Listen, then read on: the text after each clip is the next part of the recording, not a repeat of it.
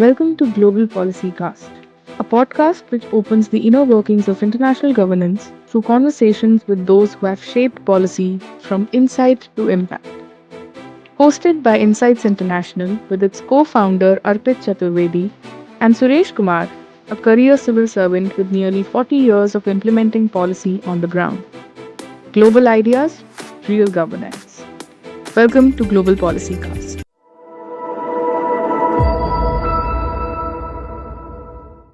Shapiro, you see Yeah, the ongoing growth model, particularly post globalization, is GDP based growth, GDP oriented growth. Everybody is talking of GDP numbers, the numbers of national income, numbers of per capita income, and nobody is really measuring or monitoring human happiness, human comfort, ease of living. That's nowhere discussed in whatever statistics globally presented. What do you think has been the impact of globalization on democratic governance? That's the perception in civil services because I am a plain and simple civil servant and an administrator.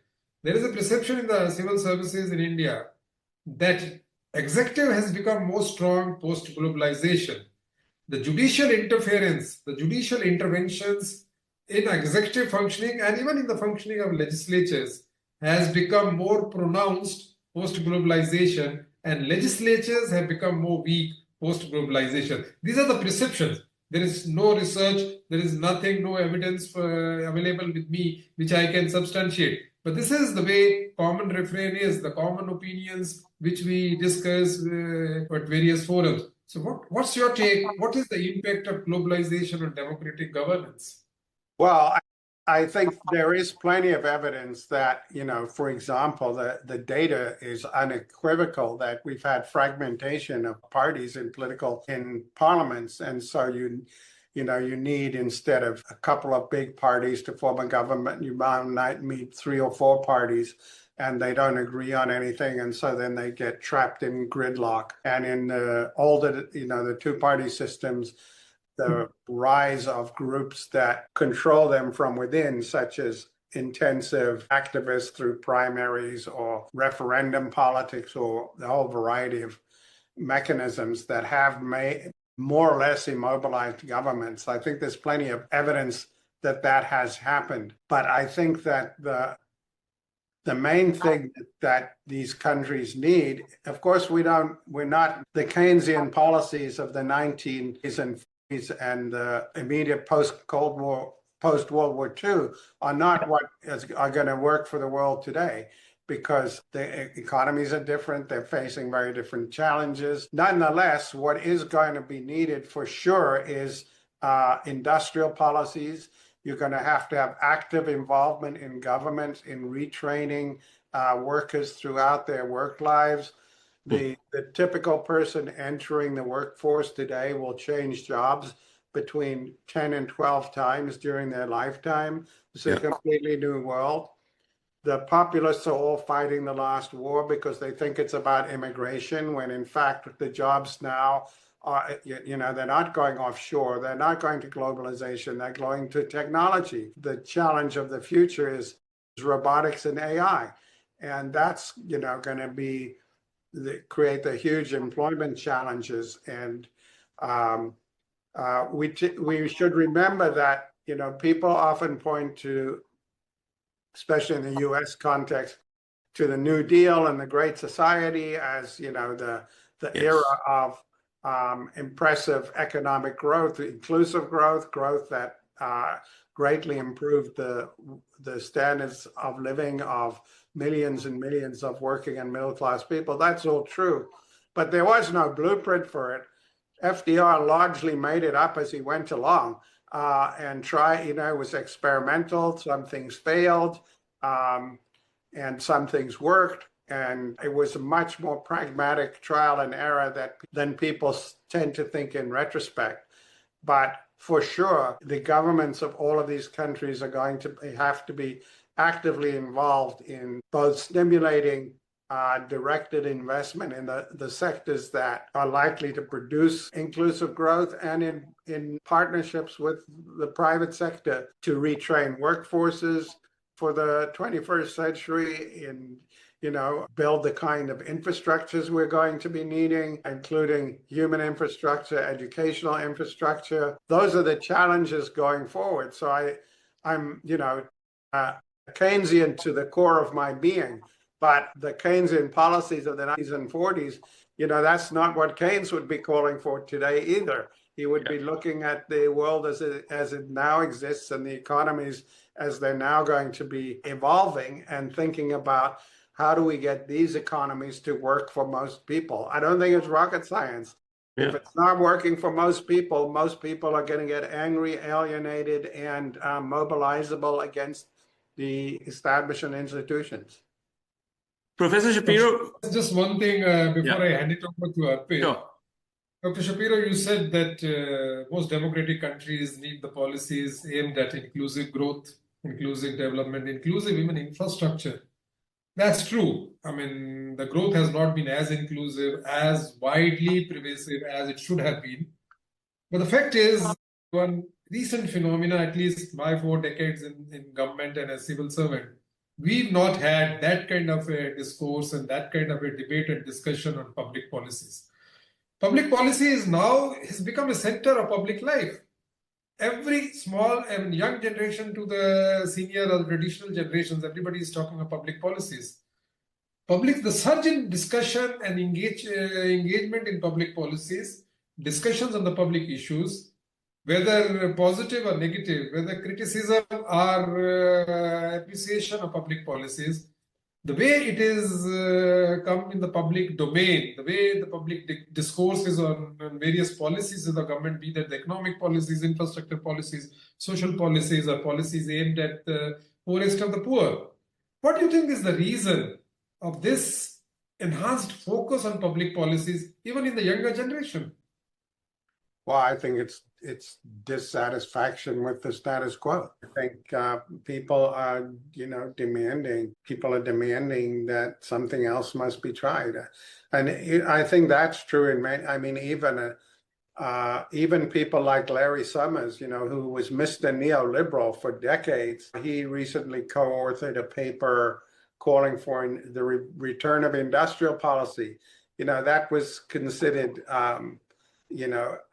passe, Stone Age economics that all had to be thrown out 15 years ago, and it's all coming around again, because unless there are plans to create a workforce that can be employed in ways that are going to produce satisfactory standard of living for themselves, it's just not going to translate into any kind of viable politics. I think I'll give you 2 of the most dramatic statistics, I think, that sum up the challenge.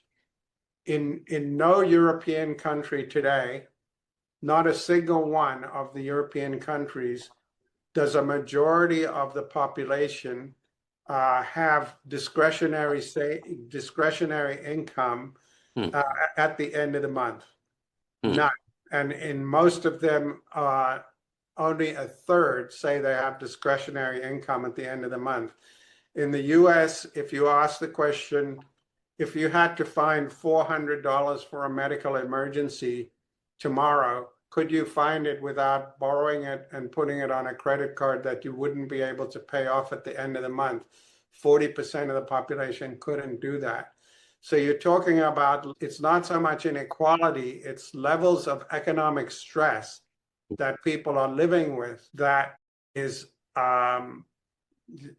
unprecedented in most of the post-World War II era in all of these countries. And it is just bound to make people available for toxic politics, Desperate people do desperate things. And a long time ago, Albert Hirschman, the development economist, made the point that people only support political institutions if and when they believe those institutions are delivering for them, and this is the basis of his book, A Bias for Hope, about development economics, that unless the governments produce policies that result in improvement of the conditions of people, of course, they're not going to support these governments. It doesn't really matter if they are single party, multi-party, two-party, democratic or authoritarian. You're going to get large numbers of dissatisfied people.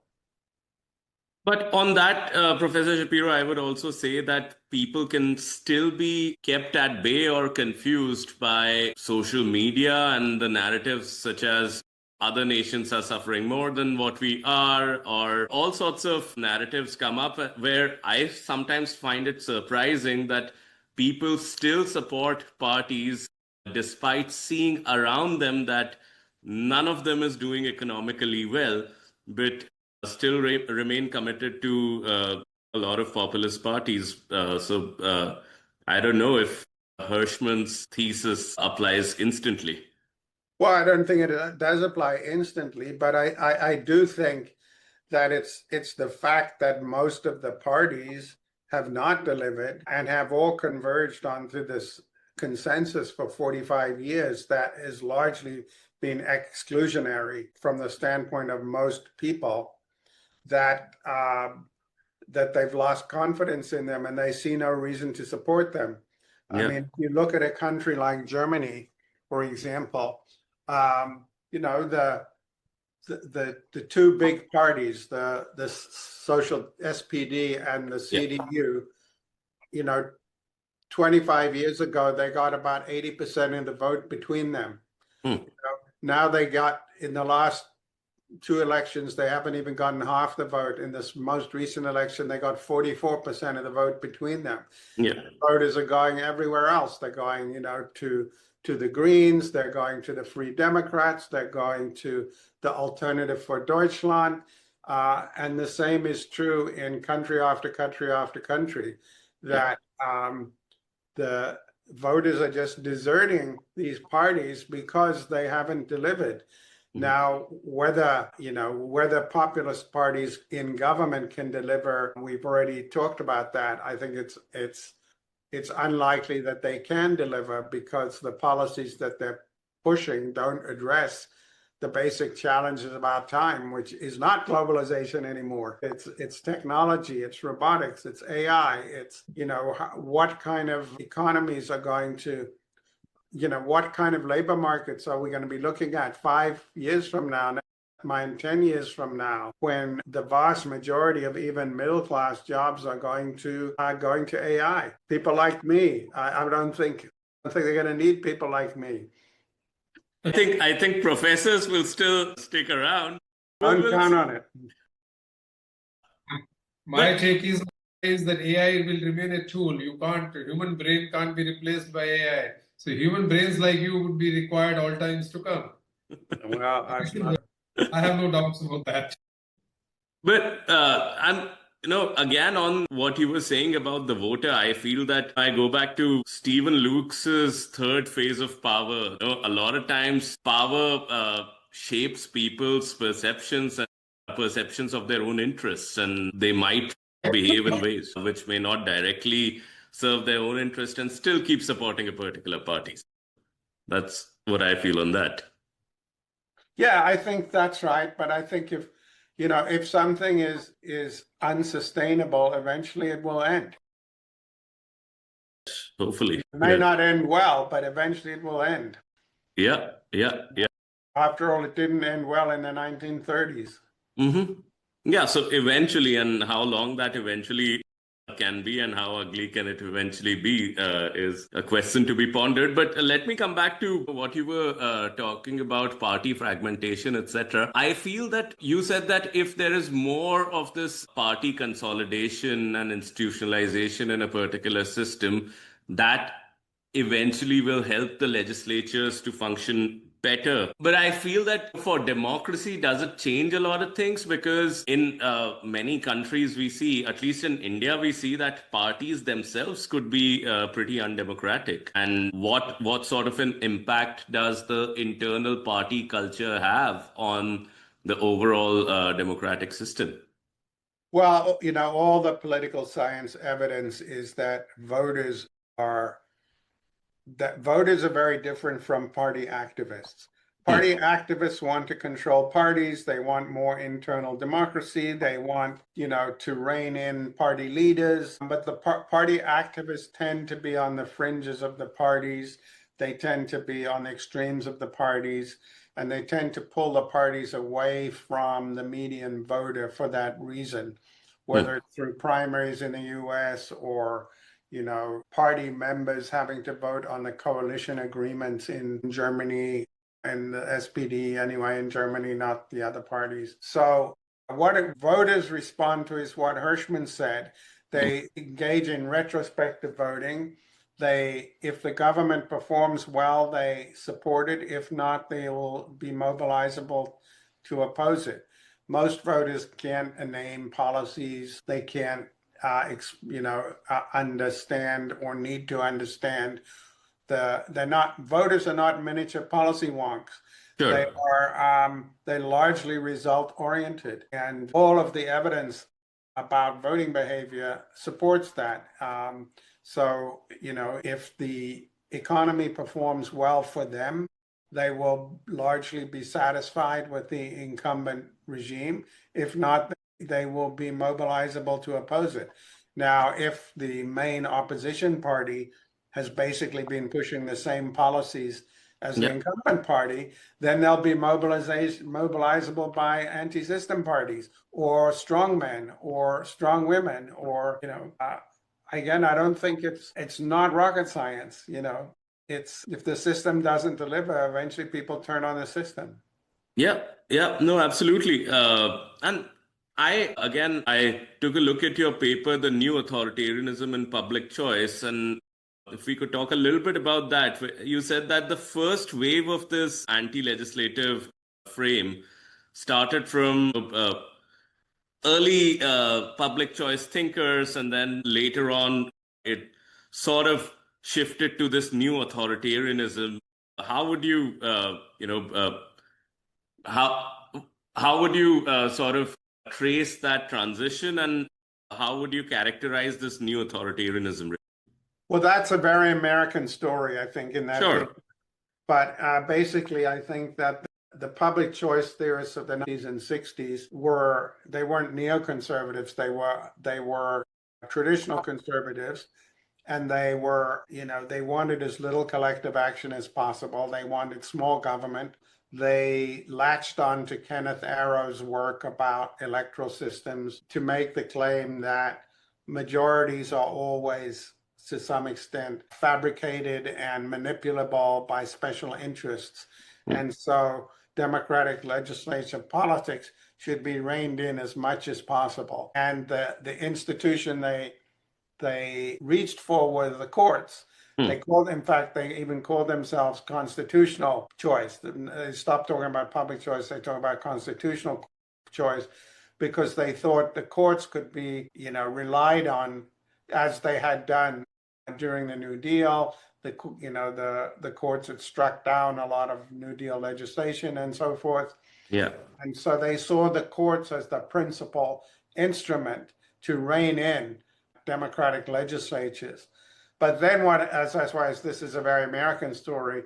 Then we got the strangest court in American history, namely the Warren Court. We got this, most courts are very conservative.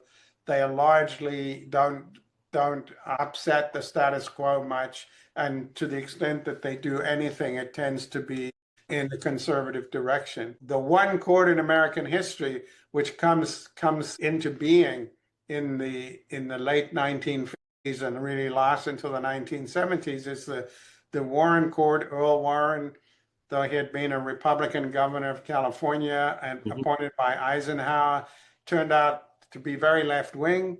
Eisenhower said it's the biggest damn fool mistake I ever made to appoint him. And so suddenly we got this very left-wing court, the only time in American history, never before, never since. But they were there for 30 years, and they had a huge impact on American politics.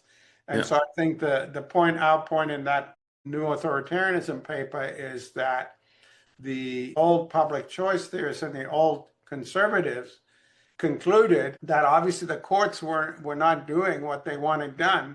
And that's when we saw the emergence of the unitary theory of the executive and the theory that give more and more power to the executive and have the executive rein in the legislature because the courts have failed to do it.